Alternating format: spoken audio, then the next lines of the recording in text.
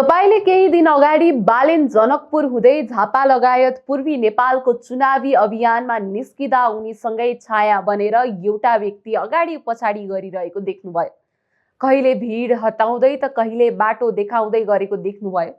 उकाली होस् वा ओराली भन्ज्याङ होस् वा चौतारी सँगै देखिरहने ती व्यक्ति हुन् अर्जुन घिमिरे उर्फ पाडे। अर्जुन बालेनका त्यस्ता सहयोगी हुन् जसले बालेन काठमाडौँ महानगरपालिकाको मेयरमा उठ्दादेखि आजसम्ममा उनको साथ छोडेका छैनन्। अहिले त बालेनको अघि पछि लागेर म तिम्रै मान्छे हुँ भन्नेहरू थुप्रै भए। नेपाली समाज न हो बलेको आगो ताप्ने प्रवृत्ति छँदैछ। मेयर बनेपछि ठूलो आशा र भरोसा लिएर अघि पछि लाग्नेहरू देखेर त्यति धेरै अनौठो मान्नु पर्दैन। यो हाम्रो रगतमै छ भन्दा पनि फरक पर्दैन। तर अर्जुन बालेन मेयरमा जितिसकेपछि होइन, त्यो भन्दा अगाडिदेखि नै उनका सारथी हुन्। जति बेला बालेनलाई चिन्ने र उनले राजनीति गर्छन् भन्दा विश्वास गर्ने भन्दा खिचिट्युरी गर्नेहरूको जमात ठूलो थियो। बालेन स्वतन्त्रबाट लौरो चुनाव चिन्ह लिएर मेयरमा उठे। मतगणना गर्दा प्रत्येक उम्मेद्वारको तर्फबाट प्रतिनिधि अनिवार्य बस्नै पर्छ। त्यो समय बालेनको तर्फबाट मतगणना स्थलमा उम्मेद्वारको प्रतिनिधि बस्ने व्यक्ति भेट्टाउन पनि हम्मे पर्ने समय थियो। त्यो समय बालेनको तर्फबाट उम्मेद्वारको प्रतिनिधि अर्जुन बसेका थिए। चुनावी अभियानमा त हिँड्नै नै भए दिनरात खटेका थिए। बालेनले अप्रत्याशित नतिजा हात पारे। बालेन स्वतन्त्रबाट चुनाव लडेर मेयरमा निर्वाचित हुँदा कांग्रेस एमाले जस्ता दल हेरेको हेरै भए। तिनै बालेन अहिले संसदीय राजनीतिमा होमिएका छन्। राष्ट्रिय स्वतन्त्र पार्टीको वरिष्ठ नेता बनेका छन्। राष्ट्रपाले उनलाई आफ्नो पार्टीको तर्फबाट भावी प्रधानमन्त्रीको उम्मेद्वार घोषणा गरेको छ।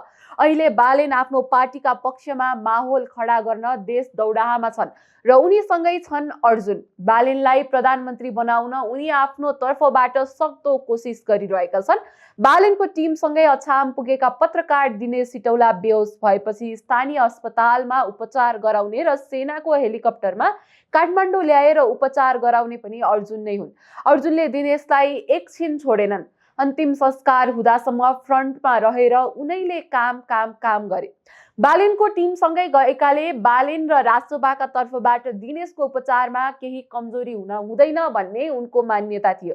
त्यसमा पनि दिनेश अर्जुनको चलचित्र झरीपछिको इन्द्रेणीको मिडिया कोअर्डिनेटर थिए। सँगै काम गरेको साथीका हैसियतले पनि सहयोग गर्नु उनको धर्म थियो। खुला हृदयले सकेको सहयोग गरे। यति मात्रै पनि होइन, अर्जुनले दिनेश सिटौला स्मृति पुरस्कार स्थापनाका लागि 10 लाख रुपैयाँको कोष खडा गरिदिने भएका छन्। यो आफैमा प्रशंसनीय कार्य हो। फेरि लागौ बालेन र अर्जुन तर्फ नै। त्यसो त बालेनलाई मात्रै अर्जुनले सहयोग गरेका होइनन्, बालेनले पनि अर्जुनलाई सहयोग गरेका छन्। अर्जुन कार्यकारी निर्माता रहेको र कुमार कटेल जिग्रीले निर्देशन गरेको चलचित्र लाज शरणमका लागि बालेनले र्याप नै गाइदिए। म नेपाल हाँसेको हेर्न चाहन्छु बोलको र्याप गायन मात्रै आफ्नो युट्युब च्यानलबाट बजारमा सार्वजनिक गरिदिए। यो र्याप लोकप्रिय हुँदा लाज शरणमको हाइप पनि उचालियो। त्यति मात्रै पनि होइन, अर्जुनले आफैले निर्देशन गरेको चलचित्र झरीपछिको इन्द्रेणीको शुभ मुहुर्तमा त बालेनकी श्रीमती सबिना काफ्ले नै पुगिन्।